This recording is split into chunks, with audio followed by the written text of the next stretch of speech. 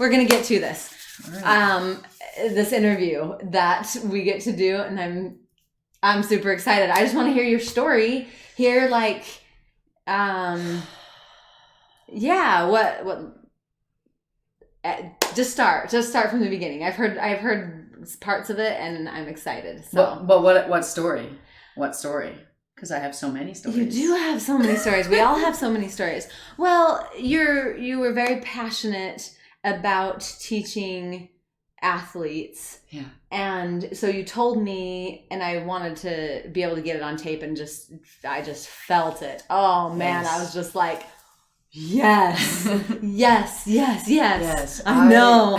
So you were telling me about, as an athlete, you're a fabulous athlete. You could start there, maybe, wherever you feel like on that story is the best place to start. Yeah. I just, so this story is one of my why, of why I feel is my purpose. That's what cued our, like how I got your thing. Yeah. You're telling it. I said, but why? Yeah, you did. Exactly. I was like, this is what I want to do. Well, what's your why? And when you focus on it, and that's what we've been talking about, we can edit this, but we've been talking about when we're focusing on the how and how's it going to happen, and how's it going to come. When you go back to that why, then you get in your energy of that pure joy and that pureness of the desire, and rather than the neediness of it's not here yet. So yes, you brought this out on me, out from me in a way that I haven't really ever before. My why.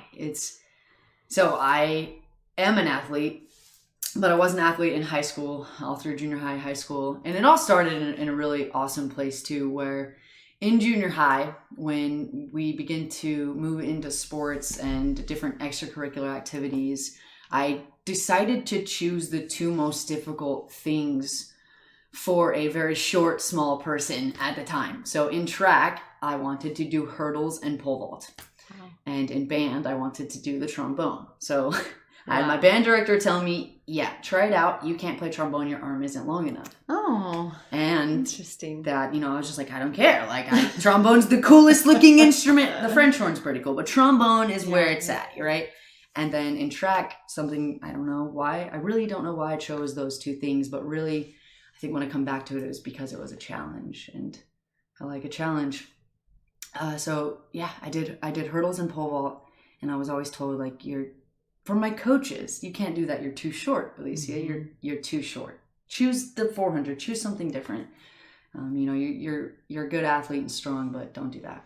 Well, I went on to be an incredible athlete and trombone player. I got scholarships for college for music to be a trombone player, jazz trombone, and I went to state in track and was runner-up. I came off of an injury, so the injuries that is a huge thing.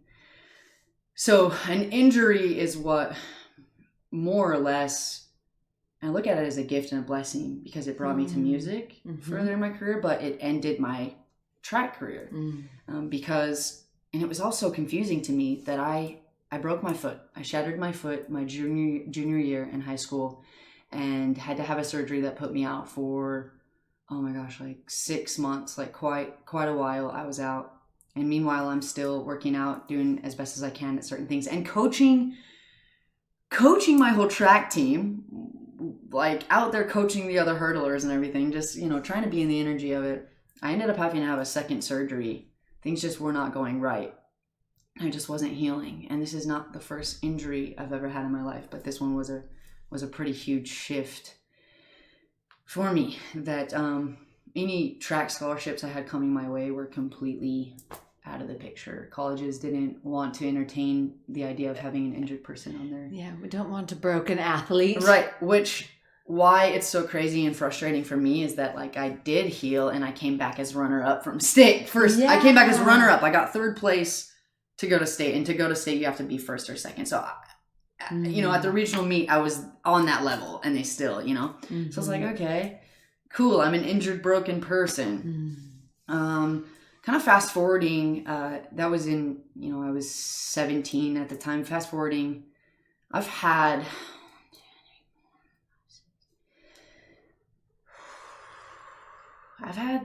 7 surgeries, and one of which has really affected me. I can barely bend my wrist back. I can't bend it back all the way. So when I do yoga and even rock climbing, it's I have to be on my those push-ups we did. Yeah, I know fists. Yeah. This one happened when I was 22, and so fast forwarding out of high school, I got to this point where I started breaking down physically, and mentally too. But I was didn't going to really ask you, how did those affect you mentally and emotionally? the Those injuries. yeah, like I could almost tell when you're like counting them up, like you were holding some stuff in there still. Like I definitely do. When I was working through some physical therapy with this, I ended up finding a massage therapist who was better than any physical therapist ever was, because they were trying to force my arm back. Yeah. But she just like kind of energetically found like, are you holding on to some stuff? And so to answer that, like, I still currently to this day kind of hold on to, like, it's like I don't have a whole lot of self-love. I'm almost mad at my body. I have been mad, like why, you know? Yeah. But I've really, really started to release that, especially when I started to get to the root of like the why. It's not my body that's just breaking down. I'm not just engineered to break down. So what's going on? Yeah. What am I putting into my body? What am I eating? What am I doing? Well, I was eating like shit. I mean, my entire life I have, but as this 23-year-old that realized like, wow, I've had way too many surgeries. I can't rock climb the way I want to anymore. I'm really interested in this yoga thing, but I feel like I can't do it physically, like all these things. And just wondering why as well, kind of at 23, why I wasn't somewhere in life. Yeah. With career, you know, like why am I not somewhere? All my friends are like graduating college right now with their masters. Yeah, college wasn't for me. I get that, but I'm like, why am I not somewhere? Like, am I not smart enough? And truth be told, I didn't feel smart enough. And not as a limiting belief. I mean, my brain, my mental states were low. So to answer that question though, through high school, like all these injuries, they depressed me. Yeah. Hardcore. They took me into some. And that's your life, or you know what I mean? That's so important, and you're excelling at it. Mm-hmm. That's what you're good at. Yeah. It took me to this place of like not really wanting to do anything. I had a great support system. My mom was always like, well, you can do other things, like keep. And I did. And I'm thankful for that support system. But yeah, wow. Those injuries completely changed the course of how I thought my life was going to be, for one, and just really had me experiencing some like what I thought was like laziness and stuff. Yeah. So just kind of adding back up to all this is looking into, well, what am I putting into my body? I've always said, I've always been kind of a reckless person too. So like, don't think that like these injuries just didn't happen for no reason. Like I'm crazy. Like I'm pretty crazy. I go do like really, really silly things sometimes. I broke my shoulder, this shoulder that you saw me touch and everything. I have tattoos covering the scars, but I had pins like sticking out of I broke my shoulder by setting up a zip line from my tree to a fence with a rope and a hanger. Wow. Like, I mean, I'm like, let's have some fun, my brothers and everything. And, yeah. Or at least, you're the first one to try it. Oh, of course. Fell straight off of it and snapped my shoulder. So, you know, I mean, I was doing some reckless stuff, but I was weak still. I don't think that like, so like, I don't know. I was weak. Yeah. So let's see. So if you could go back, what would you change?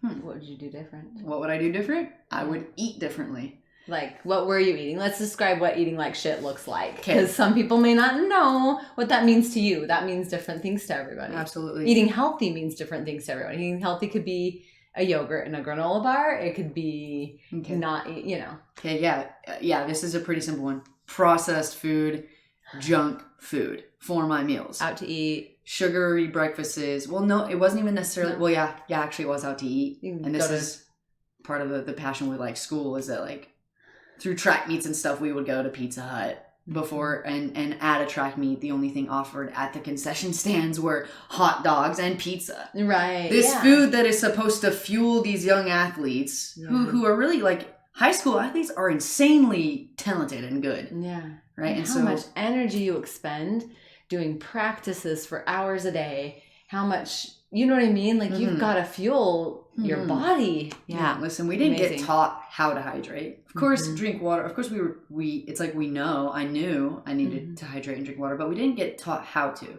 And that might be confusing for some people too. But I mean, I just don't ever remember my coaches really like walking us through making sure we had a plan and tips and tricks and fun ways to make sure we stayed hydrated. Yeah. So back to the keys. So important. So this food, the shit food is processed food. Twinkies, like my snacks were Rice Krispies, beef jerky sticks, like not even the good one, like the Slim Jims, like I think, just any food I could pick up at a convenience store on the way, or definitely lots of fast food. McDonald's was huge. It's just cheap. It's easy. And yeah, it's a reality. It is. It's the reality now. That it's like, either if the coaches or the school was funding it would make sense to go to McDonald's. So it's cheap and you can get the entire team a meal.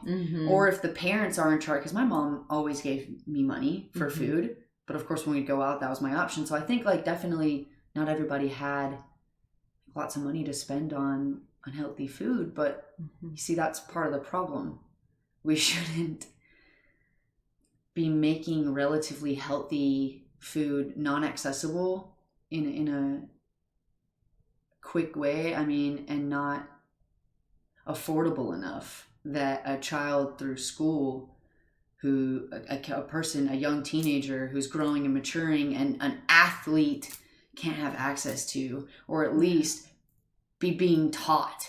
Yeah. And I think that there's ways you can make healthy food inexpensive and ways you can make it delicious too. Yes, absolutely. It takes a little more effort and planning, but once you get into the groove of that and figure out a few things that you'll eat or your kids will eat, and you have, you put a little bit of effort into it, then it's not so much effort later on. You kind of know some of these things that are, whatever, some peanut butter protein balls or whatever, Right, like some a little bit of prep, a little bit of which easy, creates connection between the family to go make that kind of stuff. And also, I mean, I feel like my visions, they go pretty deep, they definitely go really deep into just changing and getting, first and foremost, like better regulation so that we can, I'm not going to spiral into that right now. I just want to stick with what I'm focused on now, which is teaching the nutrition, teaching the basics of how to eat, who you're being when you're eating, how to stay hydrated, teaching this to young athletes, teaching them so that they at least can know and their parents can know, so they can begin to look at the other options, because where we are here now in 2020, there are other options that are emerging. And it is a goal and a dream of mine as well to create that type of food and sell that type of food, treats that are organically whole, delicious, just pleasurable food that will energize you and not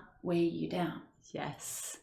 And just not weigh you down, because that is the least, that's what was causing my injuries. I mean, I was hella nutrient deficient. Yeah.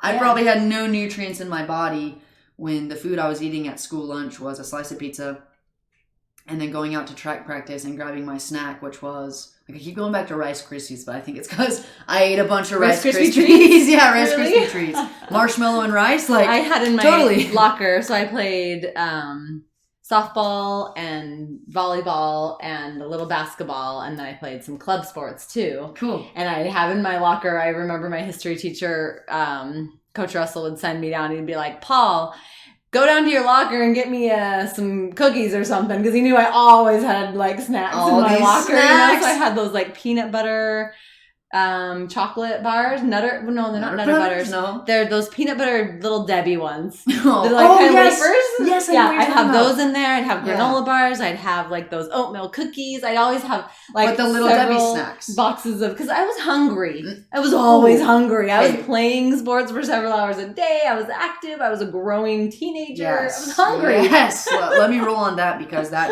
is that. Not only are you hunger, just the hunger, the incessant hunger, because when you're eating this food, you're not getting full and satisfied. So you are eating more and more of it. So it's not only that I was eating like you said, those little wafers, those are little Debbie snacks. It'd be one thing if we were bringing granola, because it's okay. Snacks, like and snacks. Every once in a while, I don't mind. Yeah. Have a snack, but don't have a little Debbie and a Twinkie. Those are processed foods. These cookies that we're having, they're processed. If you want a cookie, have a cookie that has avocado in it. I'll make them for y'all and you'll find out. You'll see. I can't wait. Right? A brownie that has avocado in it. So you have a healthy fat. That's it. It's hunger. Yeah. This incessant hunger that we don't realize. So you're constantly hungry. So you're constantly going for snacks. So you go to the quickest snack, and the quickest and cheapest snack is the most processed. So it's this chain from cheap, hunger, cheap, process, and it just repeats. And in the meantime, I'm depriving my young, growing, athletic body with no nutrients to really keep me away from injury. So I would love, you touched on this before, I'd love to bring it back.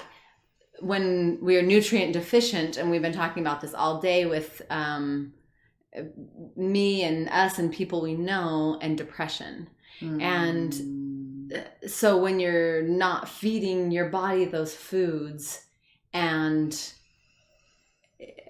depression is such a big black hole. It's a big thing. It's huge. And I think there's more options and more help that we could give people than the traditional methods that are being used right now.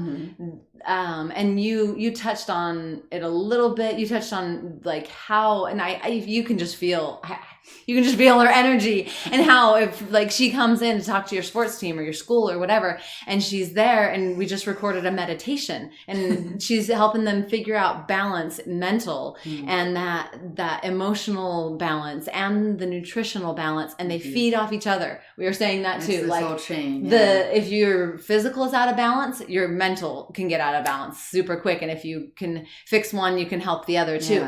Or if your mental and emotional is out of balance, it affects you physically. Exactly. And you don't know this as a young person. And unless your parent knows this. So this is another part for me that's just really hard. My mom, she's ketogenic now, and she's been eating like really right for her. And I say because ketogenic is not right for everybody, but she's found and gotten to with her body and found something that has healed her from a really bad injury that doctors wanted her to have surgery on, and she's now running marathons and just this. She's in great health. I've never seen my mom so healthy. I mean, she's always been vibrant, but it was almost like what we talked about before, where it's like if you're this optimistic, enthusiastic person, but you feel so much weight, but you're just like, I have to stay optimistic, and I'm not gonna. No negativity, right? But it was wearing on her physically. Yeah. So my mom, she wishes every day that she could go back, and with the knowledge she has now, teach me and my brothers. And she beats up on herself so much for feeding us French toast every morning and pancakes every morning, and it's like she realized the signs, because I could eat, and she still makes this joke. She started to get away from it a little bit now that she understands, but she always would make this joke that like Alicia was a bottomless pit. Alicia's a bottomless pit. She can out eat any boy. That's what they say about me too. And they're like her older brothers better hurry and get their stuff, or anyway. So she would make like French toast, and she'd be standing at the griddle for like a whole hour before she could even sit down, just making the entire loaf of bread to give to me to eat French toast. And so she's cried to me and just been like, I really wish, I could go back with this knowledge I have now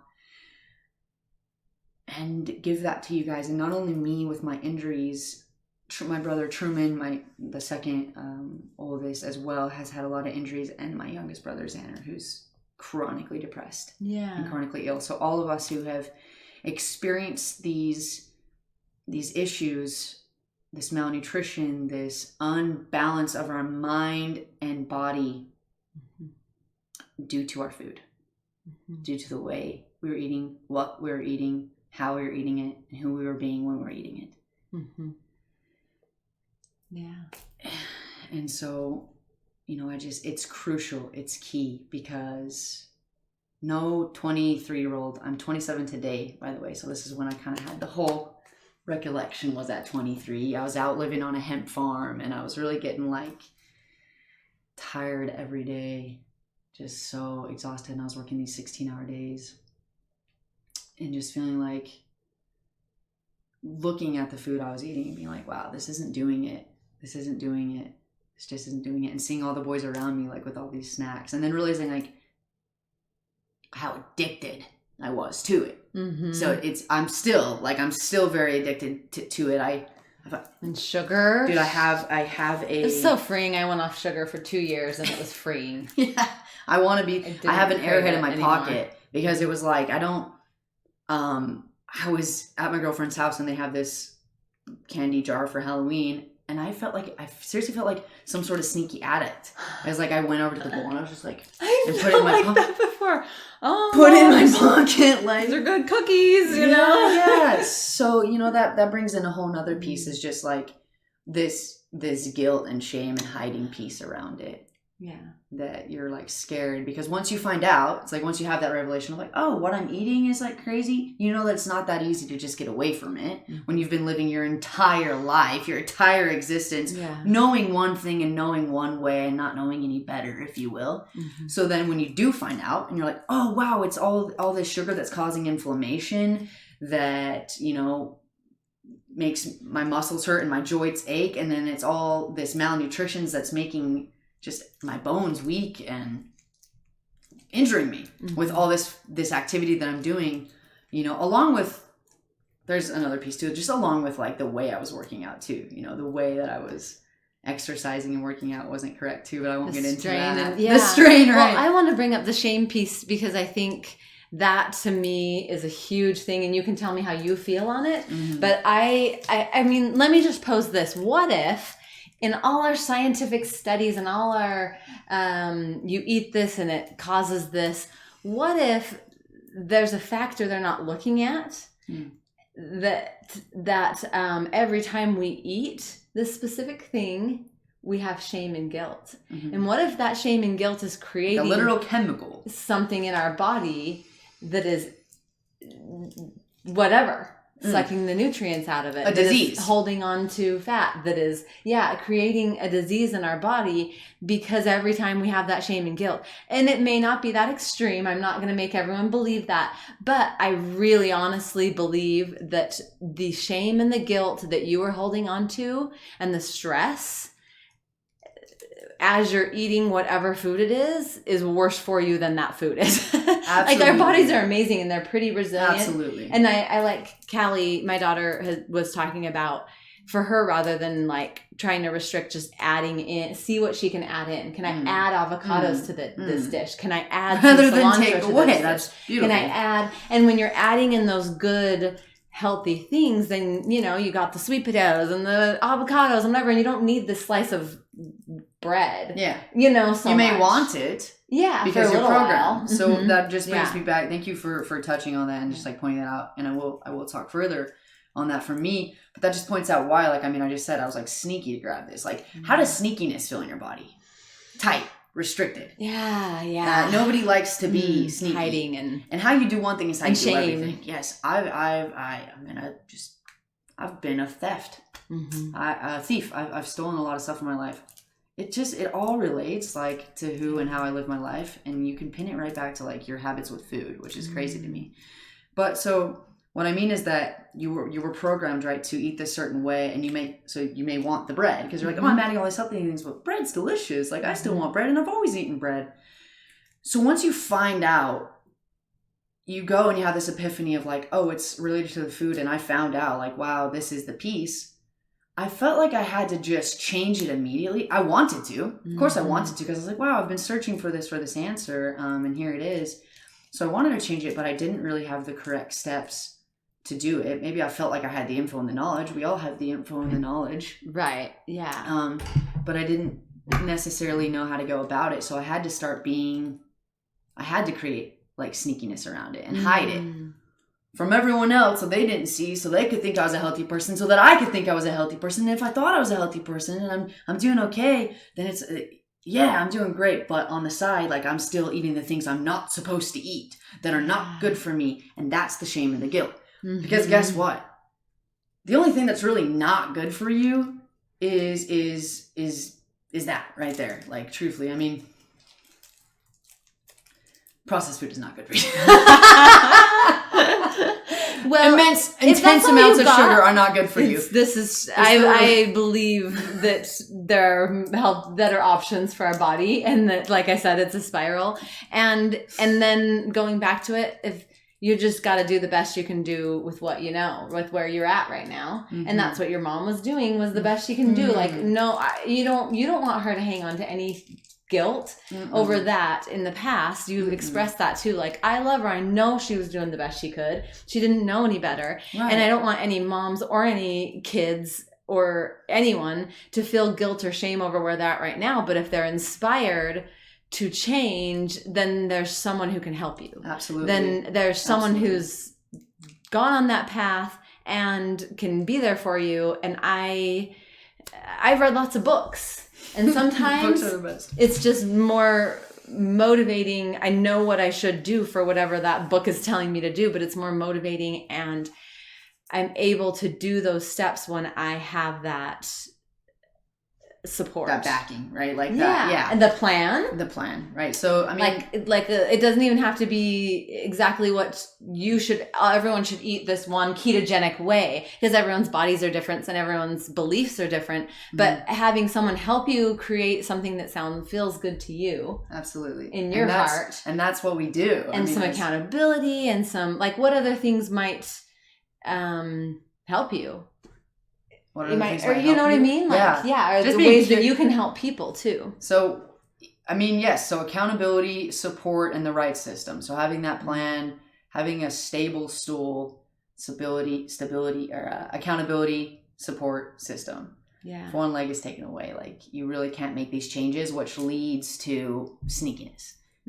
Which leads to more guilt and shame. Like, so don't think that you have to. I wasn't alone. And so since I did think I was alone and I hit it, I didn't think I could go, I thought I could do it all on my own. Yeah. It was like, I think guilt and shame for me just looked like thinking I could do it all on my own. I had to do it all on my own. And if I couldn't do it all on my own and make those changes, then I wasn't good enough and nobody had to know. So I had to fake it. I was like faking it for so long. And I started to realize too, like, that just wasn't authentic, and no one was really reading through to that. No one's really, I'm telling everybody, hey, eat this way, when I wasn't. Yeah. On the low, so I guess this is just kind of me saying like that is like, look, where I'm at is that I'm not perfect. Yeah. Where I'm at is that I'm not perfect, but I love myself for the way that I'm going and being authentic to that and being true to me, that I will still eat candy and eat it, but I will enjoy it. That's a huge and beautiful piece that we can talk about. So ways that people can get help is also learning about pleasure. I talked about learning how to eat. So there's who you're being when you eat, how to eat, what you're eating. The what you're eating is like not even, I don't know. There's so much more to it. Like, I want to focus first on the what to eat because I'm most passionate about baking delicious sweets and everything, but that's paired right along with how to eat, which is pleasure. So when you're eating something delicious, let it melt in your mouth. Smell it first. Smell what you're eating. Look at it. Look at the creation and see the different color. I mean, this is a processed piece of food that I just talked a bunch of crap on because that was all I was eating, obviously. Yeah. But this thing's so cool. I could open this up and look at it and be like, wow, look at the colors. It stains my tongue and I could have fun with it. And so eating this one thing is not going to kill me. And how, to add to what you're saying, that gratitude, that appreciation, like, oh my gosh, what did it take for this meal to get to my home? Who grew it? Who trucked it across here? Who picked it? Who, you know what I mean? Like, some of these things, it's like, wow, this is amazing. And then enjoying the people you're with, and like, what an amazing meal I get to eat with you people, and how great this is. But that gratitude in our body, I really like how much more open are our bodies to get the nutrients we need and release what we don't need if we're open. If we're in that spot where we're just joyfully eating something in gratitude, and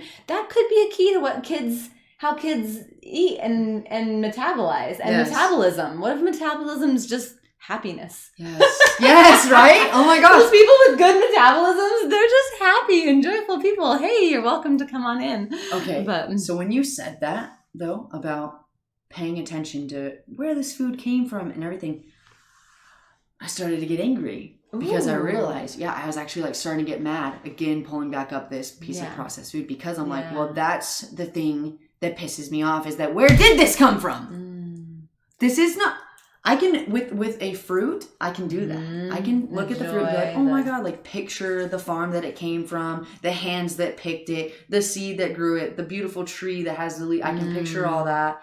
And just everything beautiful about that. Yeah. And with processed food, don't have it as much. And what if you could see? I mean, some people might be mad at some big corporation. They're just fueling off of our sugar addiction or our smoking addiction, and they just want to make money. Or what if the person who created this just thought about fun?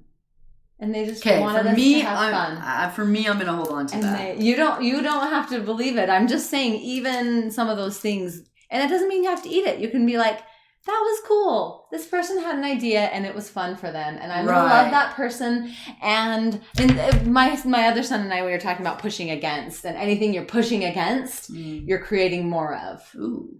Like, you're bringing that into your life. The more you're pushing, the harder you're pushing and pushing against something, rather than just including those things you want into your life. Anyway, some fun thoughts. No, that's a great thought. Yeah. Which is like, okay, so am I mistaking this anger that I want to put at like the system, the company, the government? Am I putting this anger and mistaking it for this passion? And what if you just took your passion and went off on what you're passionate about and didn't worry about them? Yeah. And they just disappear. If enough of us do that, then no one's buying. You know what I mean? Right. Instead of protesting them, no more processed foods or whatever. If we just went out and we're just creating like another option, and people are like, oh, I can eat that and it tastes amazing and it's good for me. I'm eating healthy by eating this. Like this is an avocado. Oh my God, brownie or whatever. And I'm eating, and it's for my son. You go. Okay. You go. We were both so excited. So that's what sparked the whole idea for me with Awakened Bakers, with ketogenic, paleo, whole, organic, natural sugars. Not processed sugar, because that's what sparked the whole idea right there, was like just those options. Yeah. And knowing like, oh, I can eat this and it's healthy for me and it's going to energize me, but it's a dessert. But it's a dessert because I realized that about myself through growing up. Like, not only did I eat all these snacks and these processed foods, but I grew to love it. Like, I'm a huge, and I know so many people who relate. They're like, oh, food is my drug. I love food. I love desserts. Like, I love pastries, brownies, cookies. I love those types of desserts. I have sweet tooths. Moreover, candy. I have a sweet tooth for baked goods. Me too. For baked Yeah, I can pass this up any day. Okay, baked goods. Like, I want a blueberry muffin. I want like, oh my God, all the time. And those carbs and everything. And it's those are amazing. So yeah, whenever you shift over and just realize that there's more options, and could they be healthier for the majority of people? Yes. Like, I think there's this whole bit about like strengthening your relationship with sugar and white processed flour that could work. But ultimately we do see a lot of disease come from that. Like, there's science behind this. There's my own story and my own 7 surgeries to prove that like the sugar was not giving me what I needed. So anyway, it's really more about options when I come into my baking, is that, hello, we have coconut flour. Have you ever tried coconut flour? Beautiful. It's so good. It's so amazing. And filled with protein, filled with potassium. Coconut have a lot of iron. Coconuts. It's just options. We have coconut sugar. We have almond flour, which is again protein, because almonds are this nut. There's just these different types of ways, ingredients and products that we have that tend to be and that are more whole and organic and sustainably farmed, that ultimately make the whole food healthier. Yeah. Oh yeah. And like, all those, like you said, the whole part of it, even when you're taking supplements, which are great, a lot of times they're not the entire thing, which give you so much more. But again, adding these things just in, options and adding and just figuring out what you can add to it. Would you be willing to interview a high school student about your hair looks fabulous, by the way, right now? Holy cow! Yeah, did you do it or before you came in here? Photo shoot. It's like really wavy. Maybe you were just looking like a little I don't know, cool over there. Okay, would you be willing to just get a high schooler's view on food for a second? Yeah. Jer, swing your chair over here in between us. This is my friend Alicia. This is Jerem. Hi, Jerem. I'm her friend also. He's my friend Jerem. I've He's heard a a lot beautiful about soul. We love each other. Oh, hi. Oh, hi. Give some of this. Oh, yeah. Oh, Group hug. So welcome. You want to interview Jerem about his experience with food? Because he's had some of these struggles, and he's talked to me about them a little bit. And I'm a normal mom. I mean, I know a lot about health, but I also am super busy, and I have 5 kids, and I do a lot of things. And so sometimes convenience and price can take can one up the health part of it. You put the other stuff on the back burner. And they're hungry. We like lots of food. I'm still a hungry person, especially if I work out. I eat lots of food. Okay, so the food that you eat in school, how do you feel about it, first and foremost? Your lunches. When I do eat there, that's a key right there for me. Sometimes it's pretty good. Taste-wise? Taste-wise, yeah. I mean, it's never better than a 6.5. Okay. You know? On the taste rating, on the pleasurable, this is this is bomb. But I'll eat a 3.5. So okay. So taste isn't huge on your your scale as it is. I worry more about texture a lot of the time. Okay. But because if something's gooey and just disgusting. It doesn't matter how good it tastes. I'm not gonna eat it. Do you get that at school? Gooey stuff? Not really. I don't know what he's talking about with the goo. Anyway, I'm a food critic now. Apparently. Health wise, okay, yeah. So that's my question. Yeah. How do you feel sustained wise? How are you hunger wise after you eat your meal at lunch? I feel a lot of the time it's not the worst also, but it's still kind of just this half-assed effort. Yeah. Okay. Would you get hungry? How quickly do you get hungry after you eat lunch? When's the next class that you're oh crap, I want a snack or I want more lunch? I'd say it's usually a couple hours. Couple hours? Okay, that's not bad. That's not too bad. So how long for lunch do you get? It's an hour. An hour? So you get a good long time. How quickly do you eat? Have you ever paid attention to that? I'm a slow eater. You're a slow eater. I'm usually the last person. Did you learn that, or is that just a behavior that's unique to you? I'm slow. Did I learn that? I don't know if I learned that. Okay. So that's interesting because I think that right now I think that you're unique. I think that the fact that you're sustained for a couple hours and that you eat slow makes you already a healthier person because I think it's a big deal to eat slow. So these are stuff for myself that I'm just coming back to is that I realized that I eat really, really, really, really fast. I would say I think I learned that because I used to eat really fast, but then I started focusing on actually chewing food. Okay. Because I used to not do that enough apparently. Yeah. I would just chew 5 times and then swallow. Yeah. And that was it. Okay. What about when you go out with your friends to Taco Bell or McDonald's or something like that? Fast food? Yeah.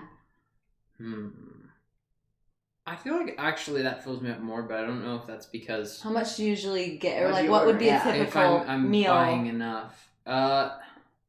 Usually I'll get this is weird, 2 burgers dollar menu items or something, and then a drink. Or a burger and a fry and a drink? Sure. I usually don't get burgers, fries. I get just 2 burgers. That's it. Okay, so 2 burgers. I mean, that's and a drink. I still feel you don't eat a crap ton of food. You're a pretty Well, then you're hungry a lot when you get home. Mm-hmm.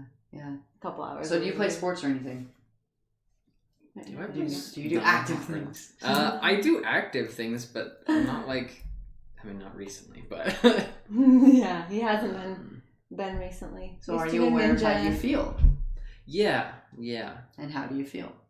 Worse, a lot worse actually when I'm not exercising. And Okay, like so what I'm meaning is like when you are exercising and when you are active, have you at all been aware of how you feel? Like maybe after you, just in general, like I just want to know, like how are you? Like how do you feel?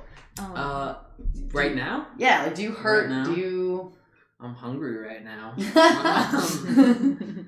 Do I hurt? I don't really hurt. I just, it's more of a self-esteem thing, I think, rather than a bodily thing. It's in the mind for me with exercise, because I want to be this like Greek statue, you know. Yeah.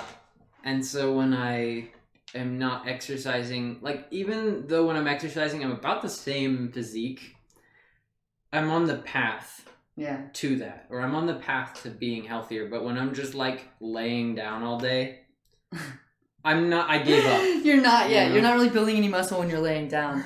And I'm sure that mindset is very bad for me and very good for me at the same time. Right. Depending on how much I'm trying, but you know. So you want to work out and you want to be like sculpted and everything. Yes. Like that would be cool. So that what, you look good? Yeah. What would that accomplish? What would having that stature do for you? I feel like I'm already pretty confident as a person. Okay. Just even if I was more overweight, or if I was, I don't know. Ugly? Ugly, sure. Because I carry a lot of self-confidence in my intelligence or my personality. There you go. Individuality, I guess. Yeah, you're a special kid. How can I be interviewing you? You're special. You're good. You know, I want to interview a normal kid. Yeah, we'll do that too. But do you notice, or do you think there's any correlation with, well, two questions, with the food and with depression? And then the other question is, I already forgot it. Answer that first one. Yeah. Do you feel any correlations between food and your mental state? I don't have a very good focus, like control, maybe, because I've never like gone on a diet of just healthy food. Okay. By my choice, at least. Right. Maybe I have, because we got rid of a lot of things out of our home for a while, and they didn't really have those as options, right. Like white bread or snacks. So you started. The husband kind of brought a few things in, and I let some things back in. But anyway.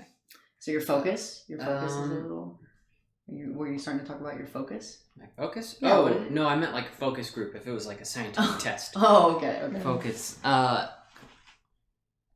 don't know. It's hard, right? Okay, so what I'm taking out of this is that this could have everything to do with your age and just what you're doing, and because I mean I was probably in the same place, couldn't answer. Well, I don't know, because I haven't really tested or like seen or experimented with like what certain foods does for because we're kids, we don't we don't care about that, right? Which is why it's important that it's like he doesn't have that awareness whether the shit food is making him feel like shit or whether the healthier food is making him feel better. And that's why we have mom here, and as you're becoming a growing adult, you're going to learn that and understand that. But when you're younger, and if you were an athlete like myself and you don't have that awareness, because why would you? I think, like, I mean, there's obviously special kids, but you're not taught to have awareness around how food is making you feel. You're not taught to see if like, oh, and then, you know, issues where it's like, okay, your kid is having problems focusing. We don't know. And then the parents like, well, we don't know.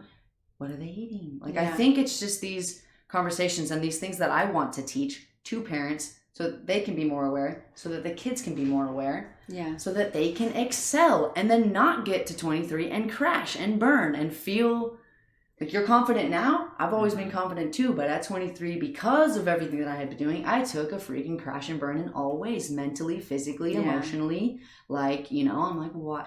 I weighed down on myself. There was no self-love. So before we get to this point is where is my goal. I think those nutritional things also we're seeing a lot more breakdown, not just with the depression and the physical actual body breaking down, but with autoimmune diseases, with things like that are rooted from some of these nutritional things and can be solved if you go back, if you reverse Google it, like he was saying, or if you go backwards and say, oh, Alzheimer's disease or MS or whatever, they're lacking these nutrients. Well, maybe I could get these nutrients in my diet so I'm not having MS when I'm 25, you know, or whatever. Exactly. But that all sounds kind of boring, right? Yeah, I think the thing that I am seeing a correlation with, and I don't know if Jerem does, but I think that your depression and energy has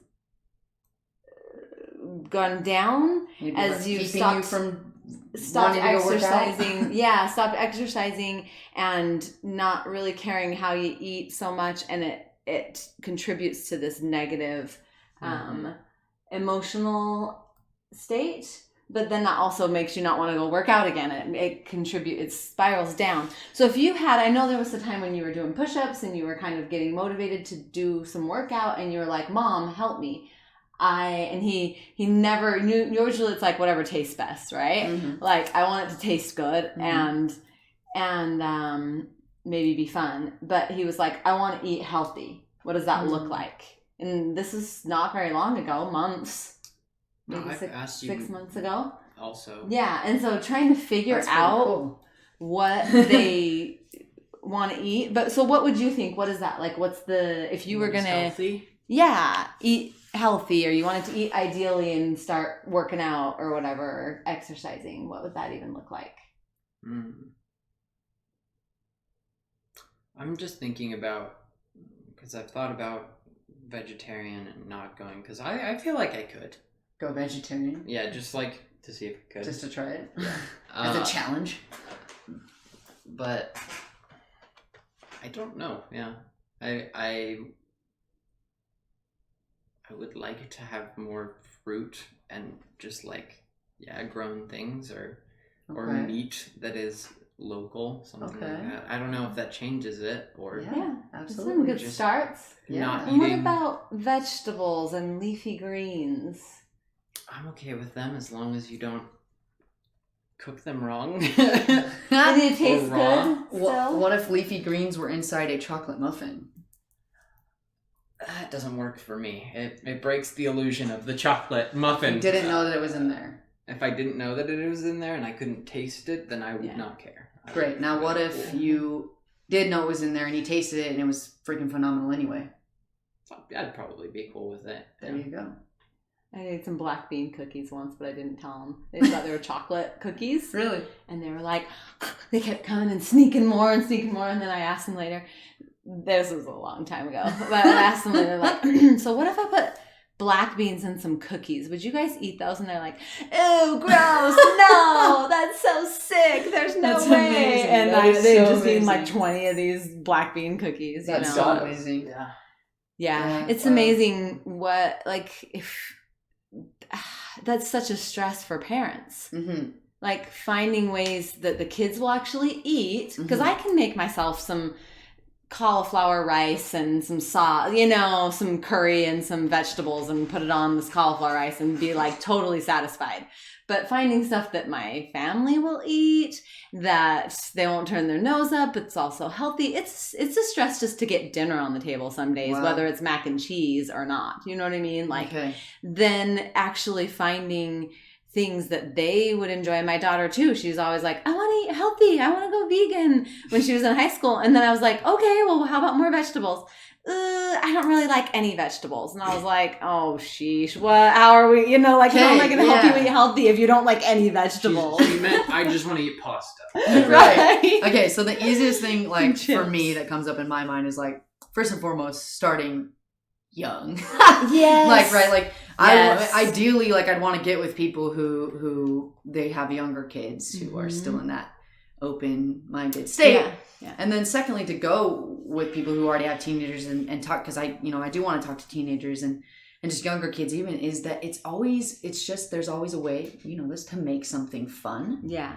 And it's just a matter of, like, is it going to be stressful? I think so. If you're shifting and changing anything, there's stresses that come along with that. Like, that's a given, but it's just making a game out of it so that, like for me, one of my biggest things is, so with a balanced meal, balancing blood sugar is a magic plate.